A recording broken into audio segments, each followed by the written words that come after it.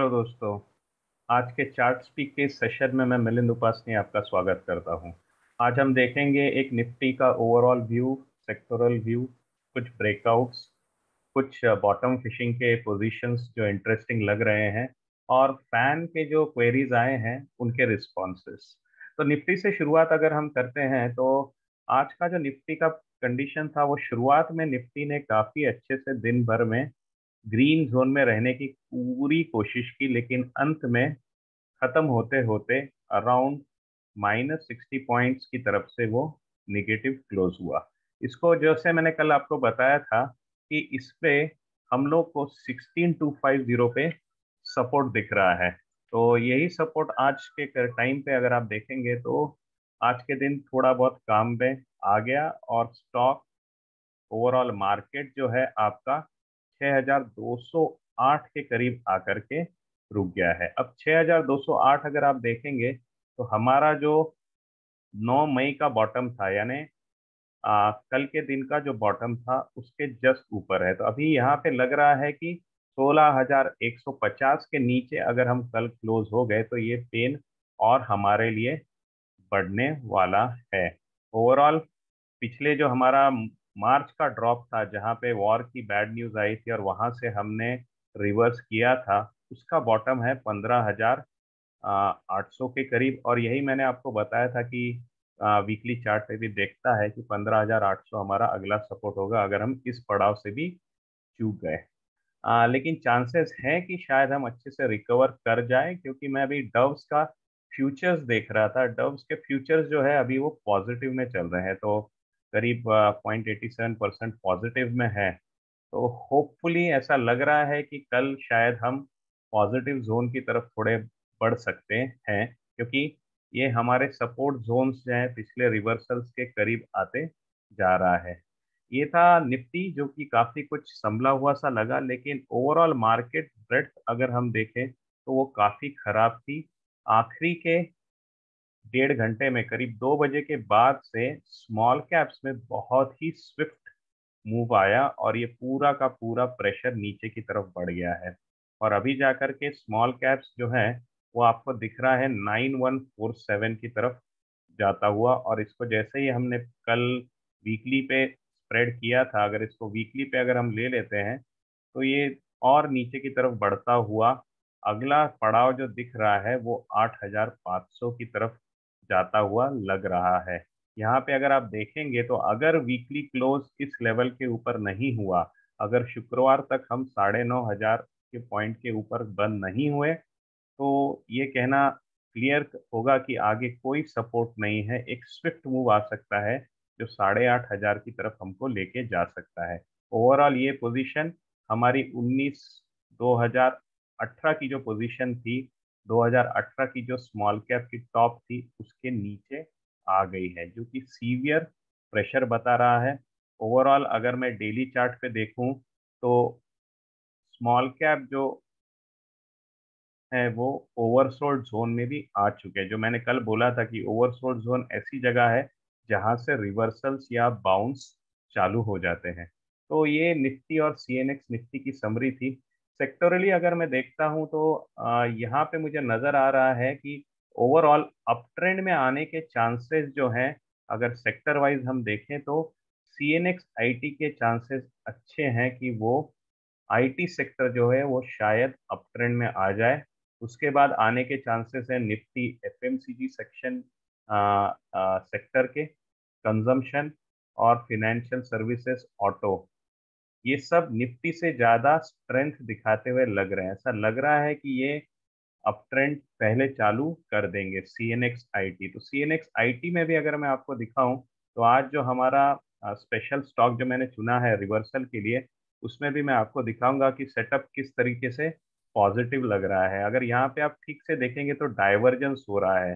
Price CNX IT का नीचे गिरता चला गया है, लेकिन आरएसआई का जो बॉटम है वो धीरे धीरे धीरे ऊपर की तरफ आ रहा है। तो ये ठीक से देखेंगे तो एक तरीके से इसने वीसीपी बना दिया है आरएसआई पे। तो ये डाइवर्जेंस जो है ये होप्स दे रहा है कि हम यहाँ से आईटी सेक्टर में शायद ऊपर की चाल जल्दी पकड़ सकते हैं। ब्रेकआउट्स के बारे में बात करें तो आज एक बहुत ही ऑकवर्ड सा ब्रेकआउट मेरी नज़र में आया, जो है जेट एयरवेज के ऊपर। अभी ऑकवर्ड क्यों है? क्योंकि इस कंपनी के फंडामेंटल्स अभी तो काफ़ी खराब चल रहे हैं, लेकिन इम्प्रूवमेंट स्टेज पे है, क्योंकि नए जो प्रमोटर्स हैं उन्होंने रिसेंटली गवर्नमेंट से क्लियरेंस ले लिया है इन टर्म्स ऑफ सिक्योरिटी। उन्होंने कुछ ट्रायल फ्लाइट्स भी रन की है हैदराबाद में, क्रूइंग फ्लाइट्स भी उन्होंने रन की है। तो यहाँ से भी लग रहा है कि आ, इस बिजनेस में ओवरऑल रिवाइवल आ रहा है। तो अगर आप इसको फंडामेंटल्स बैलेंस शीट्स पे जाके देखेंगे तो ये बहुत ही रिस्की है, लेकिन यहाँ से खोने को कुछ नहीं है, ऐसे पॉइंट पे ये खड़ा हुआ है। ये आज इसने यहाँ पे इसका टॉप क्रॉस किया है, और अगर मैं इसको लॉन्ग टर्म चार्ट पे ले लूँ तो ये एक्सट्रीम पेन और बॉटम में है स्टॉक। तो यहाँ से इसमें लग रहा है कि अभी बिजनेस रिवाइवल्स की बातें इसको ऊपर की तरफ लेके आ सकती हैं। तो मैं इसको कुछ इजी बाय करके नहीं बोलूंगा, लेकिन इसको मैं जरूर कहूंगा कि आप छोटी सी क्वांटिटी में ले करके इसको आगे ट्रैक करते रहें, और अब जहां पे आपको ये कॉन्फिडेंस लगे कि अब ये स्टोरी काफी ग्रिप ले रही है, वहां से आप इसको ऊपर की तरफ अटेम्प्ट कर सकते हैं। अगर मैं वीकली चार्ट पे देखूं तो इसका एक अच्छा सा ब्रेकआउट आपको मिल सकता है 150 रुपए के ऊपर। इस 150 रुपए के ऊपर आप यहाँ पे एक कप एंड पैन स्ट्रक्चर जैसा बनता हुआ पूरा देख लेंगे, और यहाँ से आपके चांसेस और सॉलिड हो जाएंगे। तो ओवरऑल ये सेटअप थोड़ा सा ऑकवर्ड है, लगता रिस्की है, लेकिन अगर हम एक्सट्रीम प्रेशर की बात करें तो शायद केसेस यहाँ पे सुलझते हुए आ रही है, बिजनेस यहाँ से रिवाइव कर रहा है, और वही दिख रहा है चार्ट्स के ऊपर जो इसको शायद ऊपर की तरफ लेके जा सकता है। तो अभी इसमें एंट्री लेनी है नहीं लेनी है, ये आप आपकी खुद की एडवाइजरी पे जज कर सकते हैं, बट मैंने सोचा कि ये आपको बता दूं। और एक इंटरेस्टिंग स्टॉक है जो पावर सेक्टर से है, और अगर हम आज निफ्टी में अगर हम सेक्टरली भी देखें तो अभी भी मोमेंटम वाइज आपको दिखेगा कि एनर्जी सेक्टर अभी भी स्ट्रेंथ में चल रहा है। तो मोमेंटम वाइज अगर देखेंगे तो एनर्जी सेक्टर अभी भी स्ट्रेंथ में है, और इसी सेक्टर से जुड़ा हुआ ये स्टॉक है टीडी पावर। तो टीडी पावर को हम डेली चार्ट पे देखेंगे तो आपको दिखेगा कि 200 डीएमए के करीब ये काफी इसने यहाँ पे डोजीज बना दी है, और काफी टसल हो रहा है बायर्स और सेलर्स के बीच में। एक क्लियर कट लेवल दिख रही है मुझे 380, जहां पे कोई सेलिंग चल रही है, और जहां से ये 3 बार कैंडल रिट्रेस हो चुकी है। तो अभी तो इस पे कुछ नहीं करना है हमको, सेटअप नजर में रखिए, कभी काफी टाइट लग रहा है, हमको इंतजार करना है इसका 380 के ऊपर क्लोज होने का। वहां से इसमें कुछ कहानी बन सकती है। फंडामेंटल वाइज ये एक्साइटिंग स्टॉक नहीं है, लेकिन सेफ जरूर है। आरओसी आपका 15 के ऊपर है, डेट आपकी काफी कंट्रोल में है, वैल्यूएशन आप देखेंगे इंडस्ट्री वाइज से सस्ते चल रहे हैं, प्राइस टू बुक वैल्यू भी काफी रीजनेबल चल रही है, डिविडेंड यील्ड भी कंपनी देती है। तो ये एक आ, मैं कह सकता हूँ सेफ स्टॉक है, fundamentally not really great, but breakout अगर इसमें 380 के ऊपर आपको क्लोजर दे दे तो सेक्टरल सपोर्ट भी इसको आगे की तरफ लेके जा सकता है। राइट, इस पॉइंट पे मैं आपको, और अगर आपको डिटेल सीखने हैं कि हम किस पॉइंट्स पे एंट्री लेते हैं, किस पॉइंट्स पे सपोर्ट्स देखते हैं हमारी एंट्री के टाइम पे, तो आई वुड रिकमेंड कि इस वीकेंड को जो मेरा कोर्स चालू होने वाला है मंथली ग्रुप मेंटरिंग का, उसको जरूर ज्वाइन करिए। ये शाम को होगा हर वीकेंड को, अगले 3 वीकेंड को 7 बजे से 9 बजे के बीच में, जिसमें हम एक टेलीग्राम ग्रुप भी बनाते हैं जहाँ पे मैं आपको कंटिन्यूस सपोर्ट देता हूँ फॉर द लाइफ लॉन्ग। तो यहाँ पे इस प्रोग्राम में मैं काफ़ी अच्छे से डिटेलिंग स्ट्रेटेजी बताता हूँ कि हम एंट्रीज कहाँ पे लेते हैं, सपोर्ट्स कहाँ पे रखते हैं, रेजिस्टेंस कहाँ पे देखते हैं, और ओवरऑल चार्ट की रीडिंग को हम कैसे अपनी तरफ से स्ट्रॉन्ग करते हैं। तो ये यहाँ पे हमारे ब्रेकआउट स्टॉक्स की बातें होगी। अब दो रिवर्सल्स दिखाई दे रहे हैं मेरे को चार्ट पे। एक है ट्राइडेंट का स्टॉक।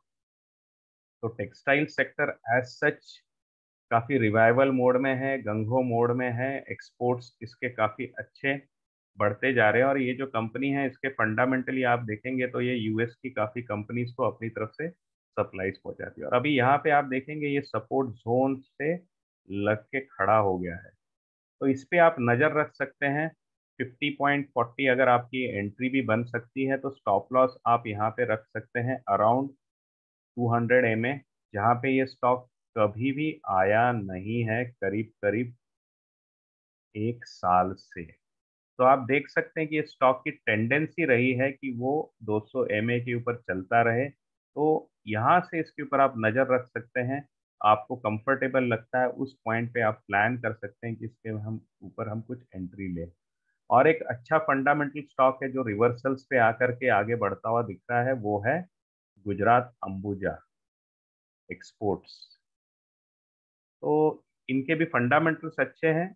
ये रिसेंट जो स्पाइक आया था वो फिर उसके बेस की तरफ रिट्रेस हो गया है।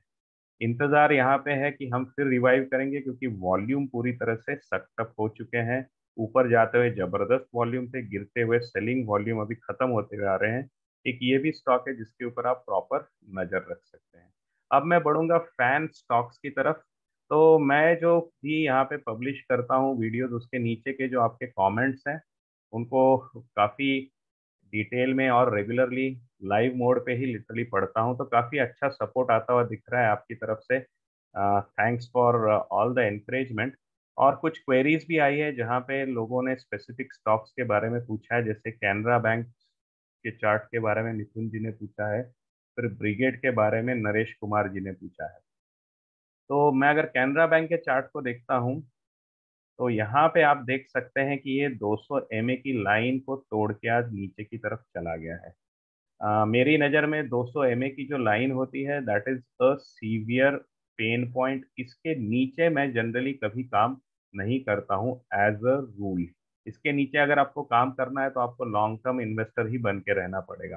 तो अगर आपका नज़रिया शॉर्ट टर्म है या मिड टर्म है, तो मैं तो यहाँ पे, अगर मैं आपकी जगह होता तो पूरी तरह से एग्जिट कर देता। अगर फिर भी आपका मन नहीं बना है, तो यहाँ पे एक फाइनल पॉइंट ऑफ रिवर्सल है 190 के लेवल पे। अगर स्टॉक 190 के नीचे आता है, तो I would severely think about और strictly think about moving out of this stock.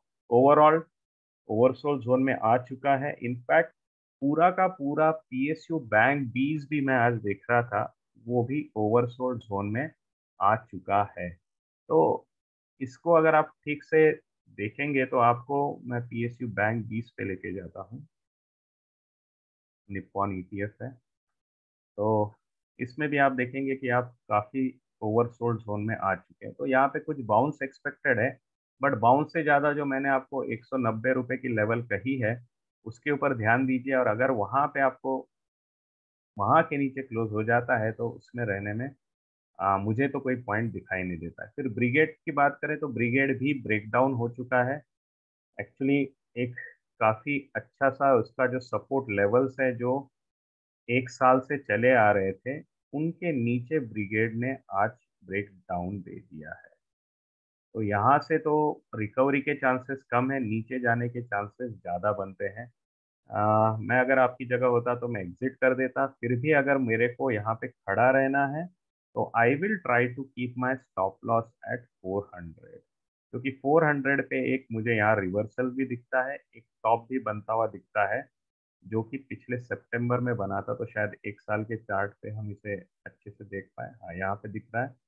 तो 400 की जो लेवल है उसके ऊपर आपको अगला सपोर्ट दिख सकता है, जहाँ से आप एक्शन प्लान कर सकते हैं। अब स्पेशल स्टॉक जिसके बारे में मैं बात करना चाहूँगा आज, फॉर वैल्यू बाइंग या बॉटम फिशिंग जो आप कह सकते हैं, वो बॉटम फिशिंग का जो स्टॉक है आज मेरी नज़र में, वो आ रहा है Infosys.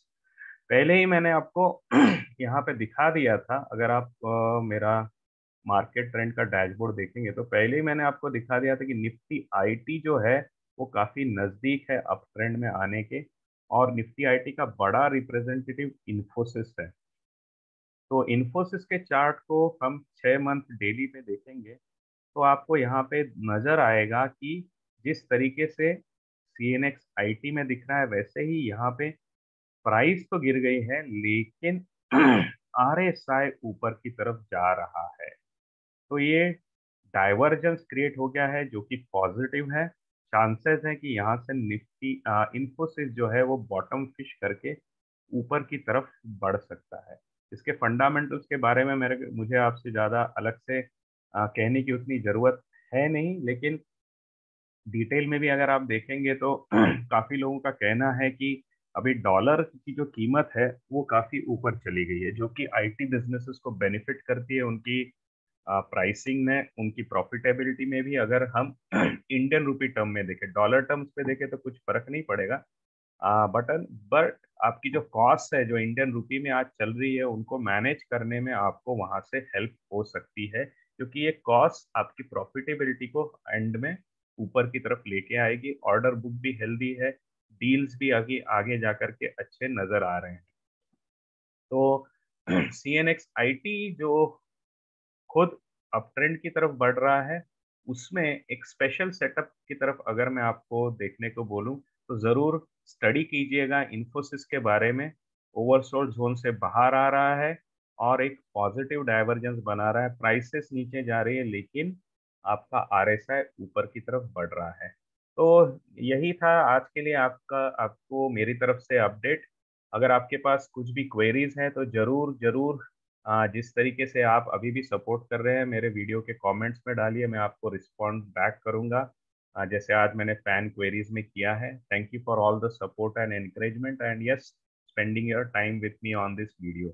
So overall, I see that looking at the support that or the kind of strength that Nifty has shown today, और दूसरी तरफ डाउ जोन्स जो अभी फ्यूचर्स में मुझे अपमूव बनाता हुआ दिख रहा है, लग रहा है कि शायद हम निफ्टी में एटलीस्ट कल पॉजिटिव रुझान देख सकते हैं। तो इसी थॉट के साथ मैं आज आपको छोड़े जा रहा हूँ और फिर मिलेंगे अगले सेशन में जल्दी से जल्दी। टेक केयर जी, बाय बाय।